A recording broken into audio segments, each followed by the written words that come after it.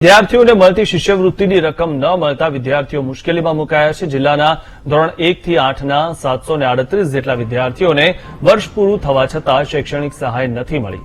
સરકારી સહાય મેળવવા પીએસએમએસ માટે બેંક એકાઉન્ટ સાથે આધાર કાર્ડ લિંક કરાવવું આવશ્યક છે, પરંતુ ભાવનગર શહેરના 153 અને જિલ્લાના 585 મળી કુલ 738 વિદ્યાર્થીઓના આધાર કાર્ડ ન હોવાને કારણે તેઓ સરકારી સહાયથી વંચિત રહ્યા છે। એટલું જ નહીં, જે શાળાના બાળકો સ્કોલરશીપથી વંચિત રહી ગયા છે તે શાળાના આચાર્યો અને શિક્ષકો પણ દોડતા થઈ ગયા છે।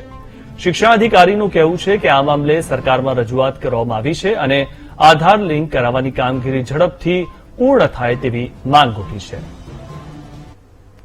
ખાસ તો જે સરકાર પહેલા મોટી મોટી વાતો કરે છે કે બાળકોને ભણાવો, આમ કરીએ તેમ કરીએ, અમે સરકારી સહાયો આપે છે, ત્યારે ભાવનગર નગર પ્રાથમિક શિક્ષણ સમિતિની બાળકોને સહાય નથી મળી, એ ખૂબ જ દુઃખદ ઘટના કહેવાય। મીડિયાના મારફતથી ખબર પડે ત્યારે શાસના અધિકારી પોતાનો અને શિક્ષણ સમિતિનો લૂલો બચાવ કરતા હોય છે।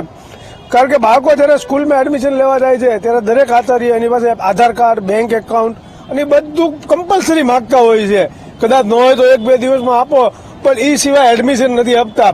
ત્યારે શાસના અધિકારી એવું કહે છે કે ભાઈ આધાર કાર્ડનો પ્રોબ્લેમ છે, તો એવો પ્રોબ્લેમ નથી, પણ સરકારનો પ્રોબ્લેમ અને જે તે પોર્ટલમાં પ્રોબ્લેમ હશે, એટલે આ ખોટો પોતાનો લૂલો બચાવ કરે છે।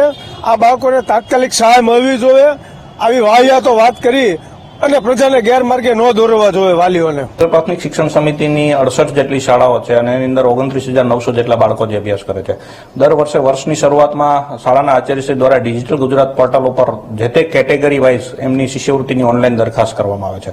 દરખાસ્તની અંદર હવે ઓનલાઈન સિસ્ટમ હોવાથી દરેક બાળકનું પોતાનું બેંક એકાઉન્ટ છે એ કમ્પલસરી થઈ ગયું। અત્યાર સુધી એવું હતું કે એની જે શિષ્યવૃત્તિની રકમ હતી એ અહીંયાથી જ ડિપોઝિટ થતી હતી, હવે ડાયરેક્ટ પીએફએમએસના મારફતથી ડિપોઝિટ થતી હોય। દરેક બાળકનું પર્સનલ એકાઉન્ટ હોવું કમ્પલસરી છે, એટલે મોટાભાગના બાળકોના બેંક એકાઉન્ટ ખોલી દેવામાં આવેલા છે, પરંતુ ઘણા બાળકોને આધાર કાર્ડ નથી અને આધાર કાર્ડ બેંક એકાઉન્ટ સાથે લિંકિંગ હોવું કમ્પલસરી છે। બંને વસ્તુ થઈ જાય ત્યાર પછી એનું એક્ટિવેશન પીએફએમએસ ઉપર કરાવવાનું હોય છે। પીએફએમએસ એક્ટિવેશન ના થાય એના કારણે પણ ઘણા બાળકોની શિષ્યવૃત્તિ હાલ પેન્ડિંગ જોવા મળેલ છે। એટલે આવા કારણોને કારણે હમણાં નાયબ નિયામક વિકસિત જાતિ દ્વારા અમને જે પત્ર કરી અને એક યાદી આપવામાં આવેલી છે કેટલા બાળકોની 23-24ની શિષ્યવૃત્તિ બાકી છે, એમાં નગર પ્રાથમિક શિક્ષણ સમિતિની શાળાઓના 153 જેટલા બાળકો છે એમની પેન્ડિંગમાં લિસ્ટમાં નામ આવેલું છે।